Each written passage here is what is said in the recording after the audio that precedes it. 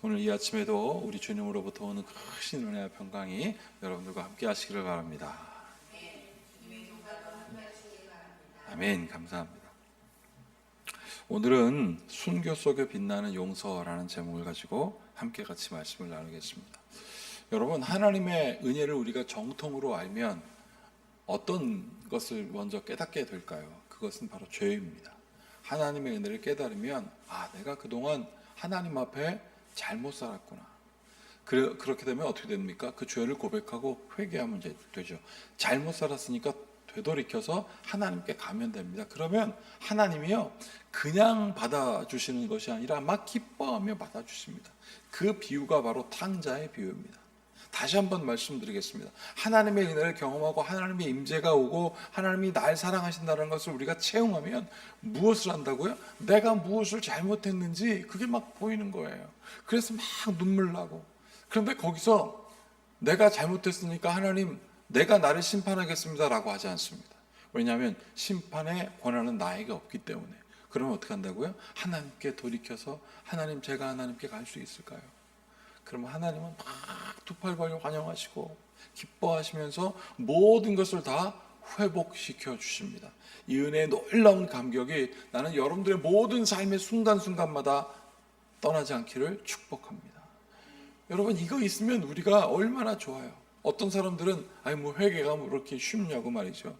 여러분, 그렇지 않습니다. 회개는요, 단 한 번 딱 있습니다. 그래서 어떤 사람들은 세례를 굉장히 중요하게 여기죠. 우리가 죽어야 할 우리, 영원히 용서받지 못할 우리가 예수님의 보혈로 깨끗이 씻김받은 그 순간 우리는 하나님으로부터 돌아온 것이다. 그러면 날마다 새롭게, 날마다 하나님께 가까이 가기 위해서 노력해야 되는데 이단들은 그렇게 하지 않죠. 그 유명한 구원파라고 하는 사람들은 얘기합니다. 언제 한번 구원받은 그 때가 중요하다. 그 다음부터는 걱정하지 마. 여러분, 걱정을 왜 안 해요? 이 걱정은 우리가 죽을까봐 염려하는 것이 아니라 주님, 우리가 주님 앞에 더 정결하게 나아가고 싶습니다라고 하는 조심이거든요. 자, 그런데 오늘 이스라엘 백성들은 이렇게 생각했습니다. 우리가 한 번 유대인이고 우리가 한 번 하나님의 선택받은 사람들이라면 끝. 그런데 우리가 고통받고 있는 것은 지금 저 로마로부터, 지금 이웃나라로부터 우리가 압제를 받고 있었기 때문에. 그래서 이 사람들은 어떻게 생각했다고요? 혹시 저 다리오 왕이 우리의 메시아인가? 혹시 저 알렉산더 대왕이 우리의 메시아인가? 막 자꾸 자기들 스스로 생각한다는 거죠. 우리 스스로 판단하고 우리가 심판하면 안 되는데 말이죠. 오늘 그래서 스데반 집사는 이렇게 선포합니다. 51절 보세요. 목이 곧고 마음과 귀에 할례를 받지 못한 사람들아, 너희도 너희 조상과 같이 항상 성령을 거스르는도다. 성령께서 위로부터 오시는 은총을 주신다면 그것을 거스러도 목이 곱게 딱 세워서 내 뜻대로 한다고 지금 스데반 집사는 설교하고 있는 거예요. 사랑하는 여러분, 위로부터 오는 하나님의 은혜를 기다리는 여러분들에게 축복합니다. 우리가 하나님으로부터 오는 그 은혜의 방향성이 너무 중요하거든요. 성령을 거스른다는 것은 성령의 뜻을 거부하고 목이 곧아서 하나님의 뜻을 반하겠다는 뜻이거든요. 그래서 52절 뭐라고 되어 있습니까? 같이 읽어보겠습니다. 너희 조상들이 선지자들 중에 누구를 박해하지 아니하였느냐? 의인이 오시리라 예고한 자들을 그들이 죽였고 이제 너희는 그 의인을 잡아준 자요 살인자가 되나니. 자, 51절, 53절 제가 읽어드리겠습니다. 너희는 천사가 전한 율법을 받고도 지키지 아니하였도다. 여러분, 하나님께서 율법이라고 하는 것은 무엇입니까? 계약이거든요. 내가 너희한테 이렇게 하면 너희 이렇게 해야 돼. 천사가 전했습니다. 근데 그것까지도 거절한다 그랬습니다. 목이 곧아서. 너희의 선지자들이 이렇게 얘기했지 않냐? 52절. 너희 조상들이 선지자들 중에 누구를 박해하지 아니하였느냐? 박해하였다. 의인이 오시라고 예고한 자들을 그들이 죽였다. 의인이 오신다는데 그들이 죽였다. 이게 무엇입니까? 내가 원하는 의인은 아닌 거예요. 하나님의 뜻도 내가 원하면 하나님의 뜻이고 내가 원하지 않으면 하나님의 뜻이 아닌 것입니다. 여러분, 인류의 엄청난 큰 죄악 중에 사람들이 제일 큰 죄악이라고 말하는 게 십자군 전쟁이래요. 아이러니하게. 십자가를 들고 전쟁에 나가서 수많은 사람들을 죽인 거. 그게 인류의 범죄 중에 제일 큰 범죄라고 말아도 과언치 않아요. 여러분, 그 다음에 사람들 제일 많이 죽인 게 무엇입니까? 히틀러가 유태인들 죽인 겁니다. 600만 명 죽였습니다. 아우슈비츠 수용소에서. 여러분, 그 모든 접에는 뭐가 있냐면 그리스도가 있습니다. 예수님이 그렇게 하라고 했다는 거예요. 이게 무엇입니까? 성령의 뜻을 거스르는 거예요. 성령은 죽이는 분이 아니라 성령은 살리시는 분입니다. 여러분들의 영혼을 소생시키시고 우리의 죽어가는 것들을 다시 살리시고 슬퍼 절망했던 사람들 다시 일으켜내는 성령의 은혜가 여러분들에게서 떠나지 않게 축복합니다. 여러분, 우리가 그것을 소망하는 거거든요. 자, 그런데 53절 다시 보세요. 너희는 천사가 전한 율법을 받고도 지키지 아니하였도다. 천사 필요 없는 거예요. 이 천사가 무슨 뜻이라고 했습니까? 복된 소식을 전하는 자라는 뜻입니다. 천사가 복된 소식을 전해도 그 복된 소식이 하나님의 약속이고 율법이라 할지라도 내가 원하지 않으면 받지 않는다라는 뜻이에요. 그래서 여러분, 하나님께서는 이렇게 말씀하셨습니다. 순종이 제사보다 낫다. 우리가 하나님께 드리는 제사가 중요한 게 아니라 하나님으로부터 받는 그 은혜에 따라서 우리가 순종하는 게 더 중요하다. 가인과 아벨의 제사가 그거거든요. 가인은 내 제사가 더 중요하지 하나님이 원하시고 하나님이 기뻐하시는 거 중요하지 않다라는 것입니다. 여러분, 54절 보세요. 그들이 이 말을 듣고 마음에 찔려. 자, 마음에 찔리면 회개해야 되는데 이 사람도 어떻게 했습니까?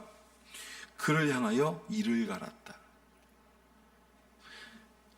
이거는 옛날 과거에 2023년 전 어느 날 있었던 것이 아니라 지금도 그렇습니다. 지금도 그래요. 지금도 우리가 찔리면 하나님께 돌아가면 어떻게 하신다고 하나님이 다 받아주시는데 찔린 사람들이 이를 갑니다. 이를 갈고 그 분노로 그 폭력으로 다 짓누르면 하나님의 뜻도 거기 있다라고 생각하는 거죠. 그래서 55절 이렇게 되어 있습니다. 스데반이 성령 충만하여 하늘을 우러러 주목하여 하나님의 영광과 및 예수께서 하나님 우편에 서신 것을 보고, 자, 주님 내가 돌아갑니다 그랬더니 어떻게 한다고요? 주님이 서 계신다고요. 내가 주님께 돌아가겠습니다. 56절 말하되 보라 하늘이 열리고 인자가 하나님 우편에 서신 것을 보노라 한대. 사랑하는 여러분, 우리가 주님께 돌아간다면 주님은 이렇게 일어나서 우리를 환영하시는 것입니다. 이게 회개에 세례받은 사람들의 은총이에요. 인간들은 마음이 찔리면 이를 갈아서 육신을 괴멸시키고 심판한다는 것이 자기의 명분이라고 하지만, 유한한 인생이 딱 끝나지만 하나님을 바라보는 자들은 우리를 환영하시는 하나님을 눈으로 보는 거예요. 저는 이 은혜로 신앙생활하는 사랑하는 여러분들이 되길 축복합니다. 나중에 천국 가서 주미니티 뭐 등등 재미있게, 어떤 분이 그렇게 얘기하더라고요. 천국에 가면 부모님 못 알아보나? 여러분, 볼 수 있다는 거예요. 어떤 모습? 부모님의 가장 아름다웠던 모습. 그게 천국의 모습이라는 거예요. 천국에 갔는데 막상 아무도 못 알아보면 그게 무슨 의미가 있느냐. 저는 그런 생각합니다. 예수님께서 천국에서 다시 만나는 우리들을 완벽한 상태로 다 회복시켜 주시고 그 안에서 서로 용납하고 서로 이해하고 관용하고 기뻐하는 영원한 삶을 살게 하시는 천국이 바로 여러분들의 것임을 믿으시길 바랍니다. 그걸 모르니까 이 사람들 어떻게 했습니까? 이 천국을 말하는 그들을, 스데반을 57절 그들이 큰 소리를 지르며 귀를 막습니다. 복음을 거절하죠. 일제히 그들에게 달려갑니다. 성 밖으로 내치고 돌로 칠세. 증인들이 옷을 벗어 사울이라는 청년, 사울이라는 그 바울에게 앞에 둡니다. 증인입니다. 그들이 돌로 스데반을 치니 스데반이 부르짖어 이르되 예수여 내 영혼을 받으시옵소서. 사랑하는 여러분, 자기가 죽고 유한한 육신은 끊어지지만 영원한 하나님을 바라보면서 순교의 자리에서 빛나는 용서가 여기서 일어납니다. 주님, 저들도 받아주세요. 저들 중에 회개하는 영혼이 분명히 있습니다. 제가 이 말씀을 묵상하다가 어제 저녁에 오늘 아침에 새벽에 오늘 새벽에 한 4시쯤에 잠이 깼어요. 이와 관련된 꿈을 꾸다가 그렇게 하나님께 이렇게 기도했습니다. 하나님, 만약 저한테 박해가 온다면 저는 용서할 수 있을까요? 그런데 누군가가 저한테 그런 것 같아요.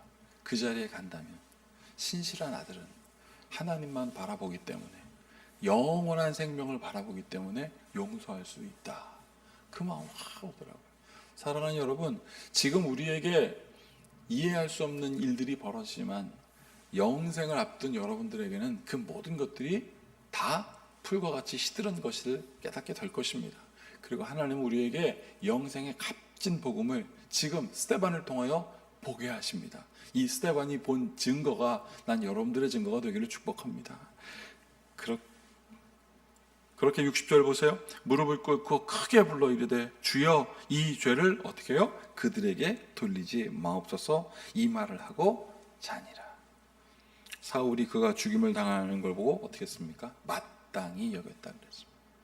여러분, 이것은 천국을 보았으니까 마땅하다라는 것이 아니라 저 사람은 죽어 마땅하거든.